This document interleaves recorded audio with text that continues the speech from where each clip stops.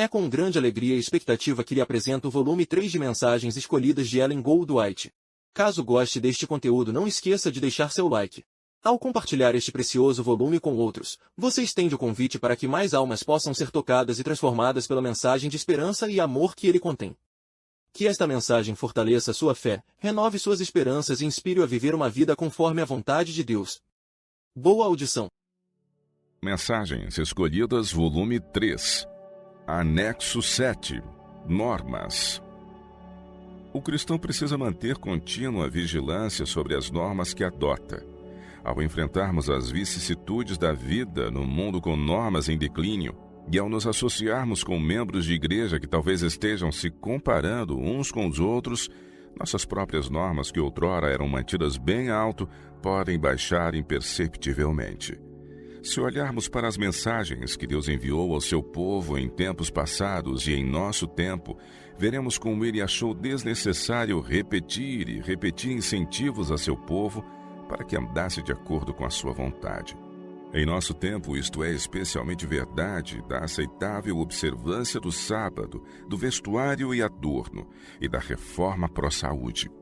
Alguns dados valiosos nesse sentido encontrados aqui e ali em manuscritos e cartas de conselho de Ellen White foram após a publicação dos 2 volumes precedentes desta série, publicados na Adventist Review, revista adventista, e são agora incluídos neste livro. Alguns materiais de fontes publicadas também foram inseridos nos 4 capítulos desta seção. O capítulo que apresenta um conjunto de materiais sobre a conveniência de diversas atitudes na oração parece ser apropriado, porque alguns fariam aplicações forçadas do conselho que se encontra em Obreiros Evangélicos, páginas 178 e 179, e Mensagens Escolhidas, volume 2, páginas 311 a 316, recomendando que os adventistas do 7º dia se ajoelhem na oração, como sinal de reverência e humildade. Conquanto a instrução aconselhe que os suplicantes se ajoelhem tanto nos cultos públicos como nas devoções particulares, o claro conselho de Ellen White e seu exemplo indicam que ajoelhar-se não é requerido em todas as ocasiões em que o coração e a voz são elevados em oração. Os materiais apresentados foram extraídos de um amplo período do ministério de Ellen White. Depositários do Patrimônio Literário White. Capítulo 27. A virtude da cortesia. Os que trabalham para Cristo devem ser puros, íntegros e dignos de confiança, sendo também bondosos, compassivos e corteses. Há um encanto no trato dos que realmente são corteses. Palavras bondosas, aspecto agradável e boas maneiras são de inestimável valor. Cristãos descorteses, por sua desconsideração aos outros, demonstram não estar em união com Cristo. É impossível estar em união com Cristo e ser descortês. Todo cristão deve ser o que Cristo foi em sua vida na terra. Ele é o nosso exemplo, não somente em sua ilibada pureza, mas também em sua paciência, delicadeza e disposição cativante. Ele era firme como uma rocha no que dizia respeito à verdade e ao dever, sendo, porém, variavelmente bondoso e cortês. Sua vida era uma ilustração perfeita da verdadeira cortesia. Sempre tinha um olhar bondoso e uma palavra de conforto para os necessitados e oprimidos. Sua presença trazia uma atmosfera mais pura ao lar, e sua vida era um fermento que atuava entre os elementos da sociedade. Ileso e impoluto, ele andava entre os irrefletidos, os rudes, os descorteses, entre os injustos publicanos, os ímpios samaritanos, os soldados pagãos, os rústicos camponeses e a multidão mista. Proferia uma palavra de simpatia aqui e outra palavra ali, ao ver homens fatigados e compelidos a levar pesados fardos. Partilhava de suas cargas e repetia-lhes as lições que aprendera da natureza, a respeito do amor e da bondade e da benevolência de Deus. Procurava infundir esperança nos mais rudes e menos prometedores, dando-lhes a certeza de que podiam tornar-se irrepreensíveis e impolutos, obtendo tal caráter que evidenciasse serem eles filhos de Deus. Atuando em favor dos descrentes. Embora fosse judeu, Cristo se comunicava com os samaritanos, não fazendo caso dos costumes farisaicos de sua nação. Apesar dos preconceitos deles, aceitava a hospitalidade desse povo desprezado. Dormia sob os seus tetos, comia com eles às suas mesas, participando do alimento preparado e servido por suas mãos, e ensinava em suas ruas, tratando-os com a máxima bondade e cortesia. Jesus sentava-se como hóspede honrado à mesa dos publicanos, mostrando por sua simpatia e afabilidade social que reconhecia a dignidade do gênero humano, e os homens almejavam tornar-se dignos de sua confiança. Suas palavras caíam sobre as almas sedentas com bendito poder vivificante. Eram despertados novos impulsos e abria-se a possibilidade de uma nova vida para esses párias da sociedade. Poderoso argumento em favor do Evangelho. O amor de Cristo enternece o coração e abranda toda a aspereza nas atitudes. Aprendamos dele como combinar elevado senso de pureza e integridade com um temperamento agradável. Um cristão bondoso e cortês é o mais poderoso argumento em favor do Evangelho que pode ser produzido.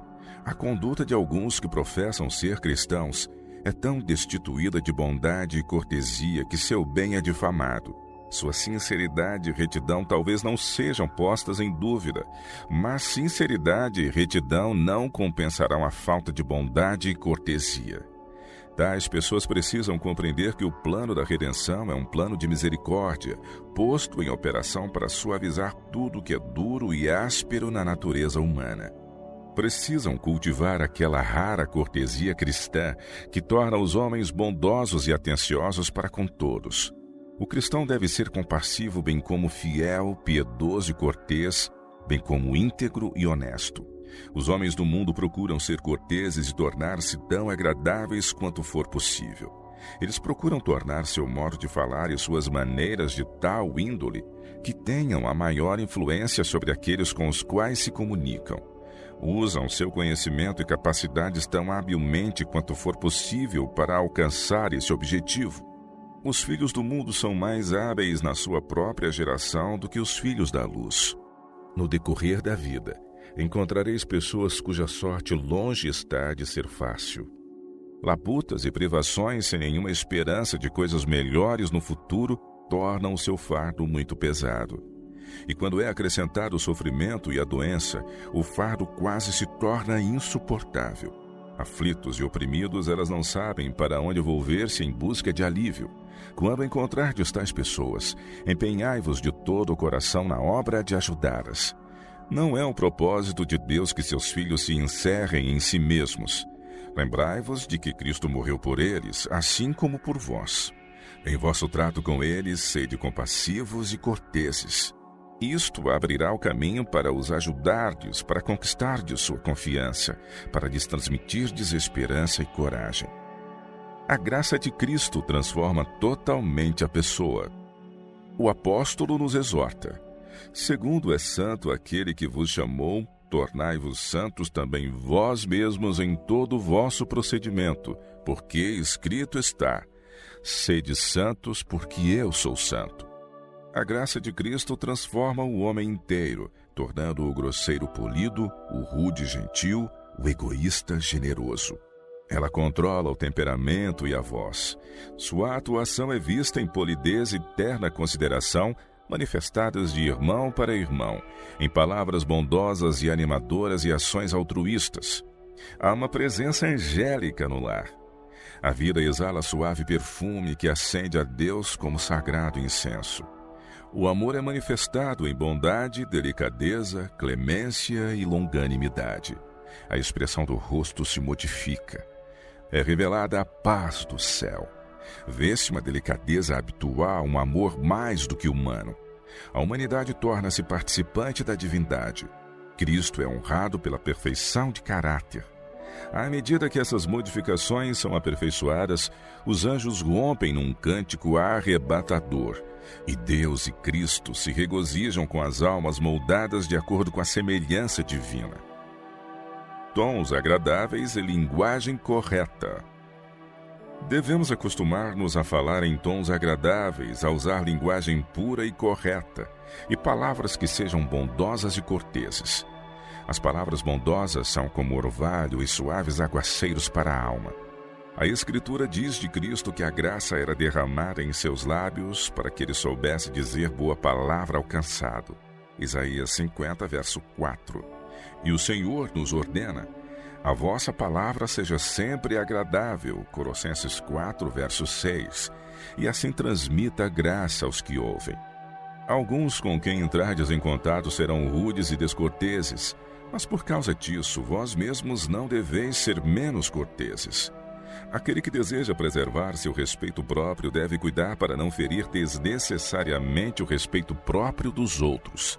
Esta regra deve ser observada religiosamente para com os mais estúpidos e para com os mais desajeitados. O que Deus tenciona fazer com esses indivíduos que aparentemente são pouco prometedores, vós não o sabeis.